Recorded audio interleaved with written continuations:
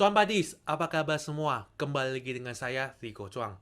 Pada video kali ini, saya akan berbagi tentang apa itu broker dan mengapa memilih broker itu sangat penting sekali.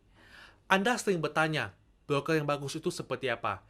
Nah, pastikan Anda tonton video ini sampai habis dan jangan lupa untuk menekan tombol subscribe, nyalakan lonceng notifikasinya agar Anda menjadi orang pertama yang mendapatkan info terupdate dari channel saya.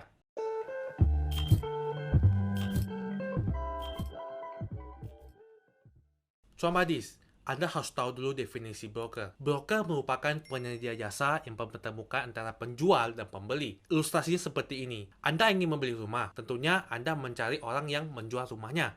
Tetapi tidak semua penjual rumah itu bisa mempromosikan rumahnya atau si penjual rumah ini tidak mau ribet dan hanya berharap rumahnya terjual dan mendapatkan uang tanpa mengurus hal lainnya. Di sini si penjual akan meminta pihak ketiga untuk mempromosikan rumahnya, yang mana pihak ketiga ini yang kita sebut broker. Si broker akan membuat promo yang menarik sehingga dengan cepat rumah tersebut akan terjual. Tapi broker yang menjual rumah itu tidak hanya satu broker saja. Akan banyak sekali broker yang akan membantu menjual rumah tersebut. Tentunya dengan promo setiap broker yang diberikan akan berbeda-beda. Nah, kita sebagai pembeli akan melihat broker mana yang akan memberikan promo sesuai dengan kebutuhan kita. Sama halnya dengan Forex, kawan-kawan. Peranan broker sangatlah penting. Anda pasti pernah melihat iklan dari broker yang menawarkan fasilitas seperti deposit bonus, tidak ada komisi, tidak ada biaya inap, juga tidak ada biaya selisih. Anda saja ingin menukarkan dolar di bank, mata uang yang akan Anda perjualbelikan, bank tetap menerapkan sistem biaya selisih. Contohnya Anda ingin membeli dolar dengan harga Rp14.000. Ketika Anda jual, harganya akan berbeda menjadi Rp13.500. Selisih Rp500 itu yang kita sebut sebagai biaya selisih.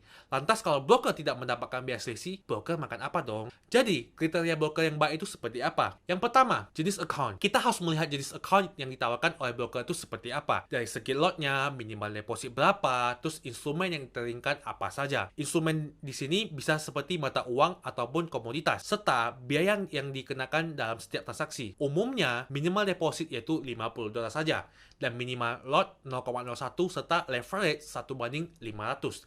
Dengan minimal deposit $50, tentunya akan memudahkan kita untuk melakukan trading tanpa harus mengeluarkan modal yang sangat besar. Ingat, dana yang kita tradingkan merupakan dana yang memang sudah Anda alokasikan untuk trading. Jangan trading dengan uang yang Anda tidak siap hilang.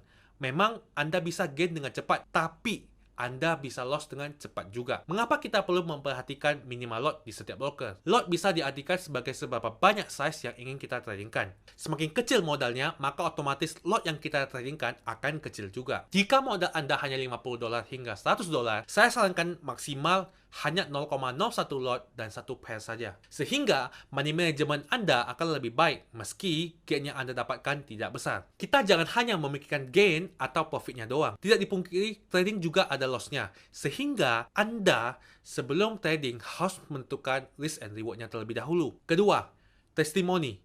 Dulu, masyarakat akan membeli barang atau menggunakan jasa yang ditawarkan dengan melihat harga yang diberikan apakah murah ataupun mahal. Tapi sekarang dengan kemudahan yang diberikan serta teknologi yang semakin berkembang, masyarakat akan membeli barang berdasarkan testimoni yang diberikan oleh orang lain.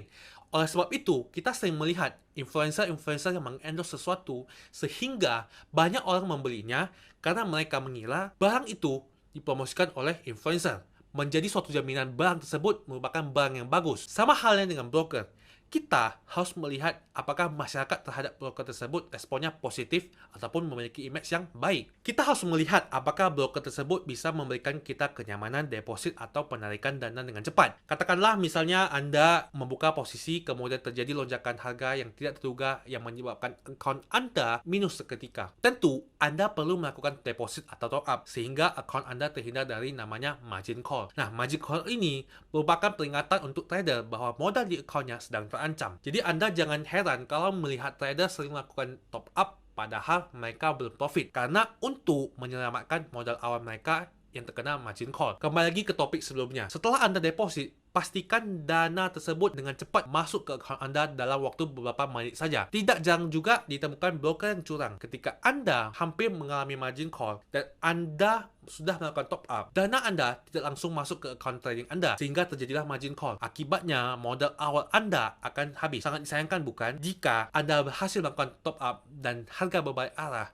maka Anda dapat menyelamatkan modal awal Anda. Setelah Anda profit, tentu Anda ingin menikmati dan juga ingin menggunakan profit tersebut untuk keperluan Anda. Maka Anda melakukan penaikan dana berharap dengan cepat dana itu akan masuk ke dalam rekening Anda. Tapi Anda harus berhati-hati karena di lapangan masih saja ditemukan broker yang nakal, yaitu ketika Anda ingin menarik dana, si broker malah menunda pengiriman dana ke rekening Anda. Mungkin bisa beberapa hari, hitungan minggu, atau bahkan tidak dibayar sama sekali. Anda yang menonton video ini pasti mengatakan profit saya dibayar kok oleh si broker.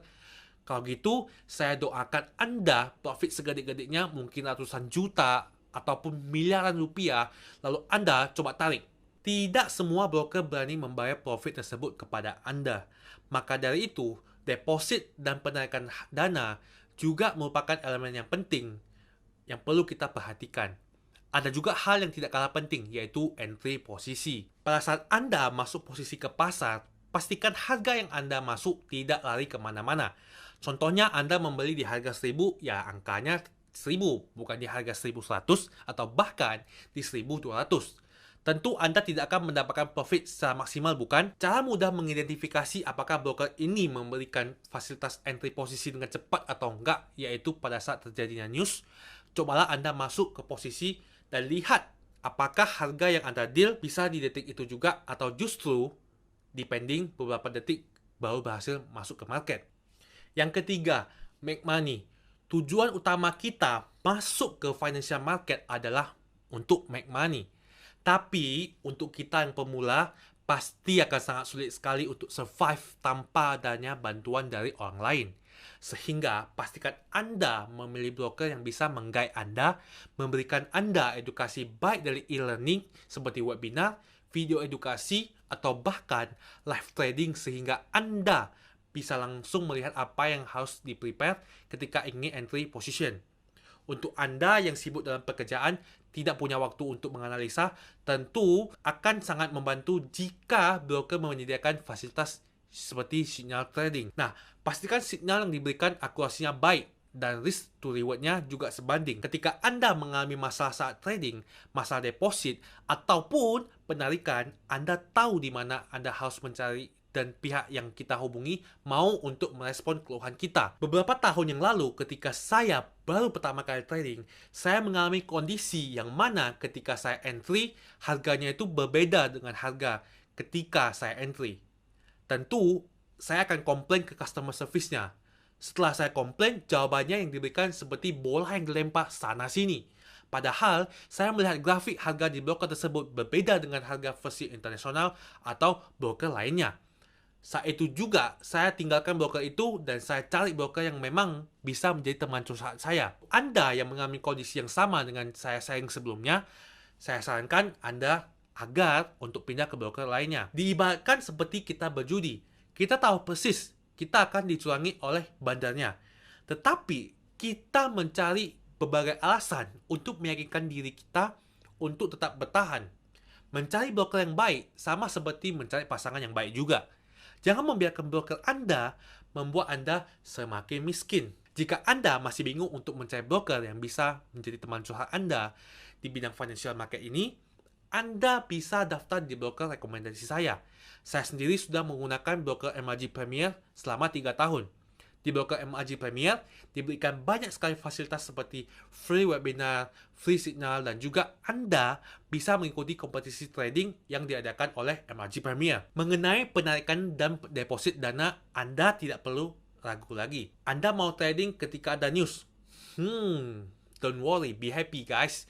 Karena kecepatan entry-nya secepat demo account. So, jangan ragu lagi guys untuk join di broker yang memberikan fasilitas terbaik. Video ini tidak disponsori oleh broker manapun. Ini pure dari pengalaman saya pribadi. Mari kita selamatkan minimal 1% trader di Indonesia dari broker-broker yang nakal. Sehingga kita bisa mendapatkan profit yang maksimal. Mengubah stigma masyarakat bahwa trading dan investasi merupakan bisnis, bukan judi. Saya Rico Chuang.